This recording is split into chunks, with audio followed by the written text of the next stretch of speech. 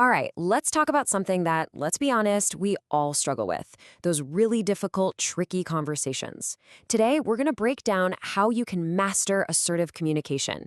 This is all about learning how to say what you actually mean, stand up for yourself, and build way healthier relationships, both at work and at home. You know that feeling, right? Where you feel completely stuck in a conflict? Maybe you feel like you're just constantly being misunderstood, or people walk all over you in conversations. Or maybe you just find yourself fuming in silence because you have no idea how to speak up without it turning into a huge fight. If any of that sounds familiar, you are in exactly the right place. So here's our game plan. First, we're going to look at the communication trap that we all fall into. Then, we'll dive into the pretty cool science of our defensive versus problem-solving brain. After that, we'll find the assertiveness sweet spot. Then, the best part, we'll give you a practical toolkit with stuff you can use right away. And finally, we'll wrap it up with some scripts for success. Okay, let's jump right into part one, the communication trap. I mean, to fix a problem, you gotta understand it first, right? So let's take a look at why we get stuck in these super frustrating cycles to begin with. Do any of these ring a bell? You've got the coworkers who think your desk is their personal lounge, or that one friend whose emergencies, funny enough, always seem to involve your bank account. Maybe it's a partner who, whenever you bring something up, just tells you you're overreacting.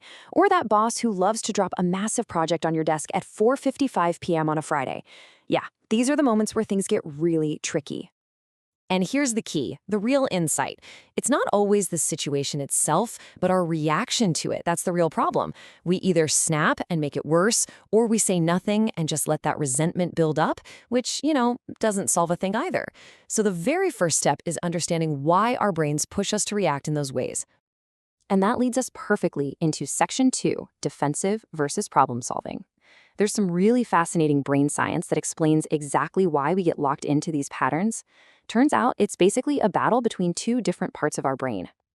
So when we feel attacked, our defensive brain kicks into high gear. It is fast, super emotional, and it sees everything in black and white. It's pure fight or flight. And this is what completely shuts down our ability to think clearly. On the other hand, our problem-solving brain is slower, it's more flexible, and it can manage emotions to find actual solutions. The goal, really, is to learn how to stop that defensive brain from hijacking the whole conversation. And, in some of the worst case scenarios, this defensive state is exactly what manipulators take advantage of. You've probably heard the term gaslighting. It's this really extreme form of manipulation where someone intentionally tries to make you doubt your own reality, your own sanity. And that tactic works best when your defensive brain is already fired up and you're feeling confused and emotional. So, if the problem is our defensive brain going into overdrive, what's the solution? Well, that brings us to section 3, the assertiveness sweet spot. Assertiveness is the skill we can actually learn and use to quiet down that reactive defensive part of us and switch on our calm, problem-solving mode. Assertiveness gets a bad rap sometimes. It is not about being aggressive. That's when you only focus on your own needs. And it is definitely not about being passive, where you only focus on everybody else's needs. It's that healthy, effective middle ground, standing up for yourself and your rights while also respecting the rights of the other person. Let's just break this down a little more. Aggressive communicators, they just steamroll people to get what they want. Passive communicators, they let themselves get steamrolled, totally ignoring what they need. But the assertive style, that's the only one that honors both sides. It's like saying, hey, my needs matter and your needs matter too. So let's figure this out. This whole skill is a massive part of what we call emotional intelligence. It's not just about memorizing some lines. It's about reading the room and navigating hard moments without making things worse. It's really about developing a deeper awareness of yourself and what's going on around you. And emotional intelligence is built on these 5 key pillars. Now, they're all important, but for what we're talking about today, those first 2 are the absolute foundation. Self-awareness is just recognizing what you're feeling in the moment. And self-regulation is being able to manage that feeling instead of letting it run the show. If you can master those 2, you have the foundation you need for assertive communication. Okay, so we've covered the why. Now it's time for the how. In section 4, we're going to build your practical toolkit. These are concrete strategies you can literally start using today. The entire foundation of being assertive starts right here. You have to recognize and truly believe in your fundamental personal rights. You have the right to ask for what you want. You have the right to say no and not feel guilty about it. You have the right to make mistakes. Internalizing these rights, that is the first and most critical step. So how do you take those rights and actually use them in a real conversation? Well, the most powerful tool for this is a super simple but incredibly effective framework called the DSE script. DSC is just an acronym that gives you 4 clear steps to guide you through a tough talk. D is for describe the situation factually. E is for express your feelings with I statements. S is for specify the change you want.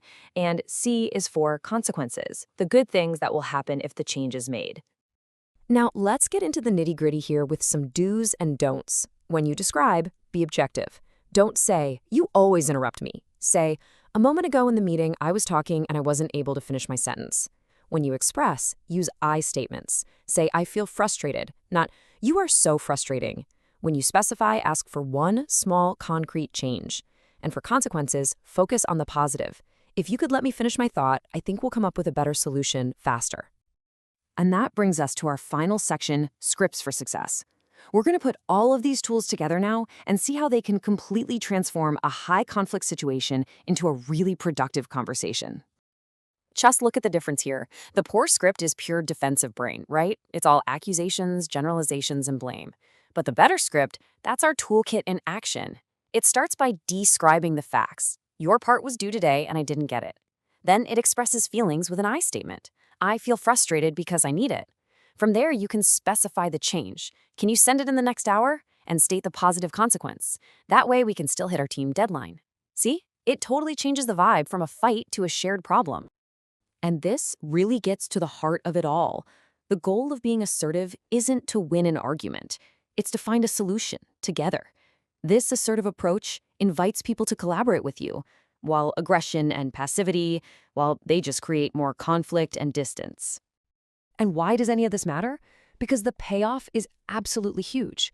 When you learn to communicate this way, you're going to feel less anxious about conflict, you'll build real, genuine confidence, you will forge stronger, more honest relationships, and you'll gain this incredible sense of self-respect. So I'll leave you with this question to chew on. What is one difficult conversation that you've been putting off? Think about it. And think about how using that DSC framework, describe, express, specify, consequences, could help you approach it in a totally different way and find a better, more respectful outcome. You've got the tools now.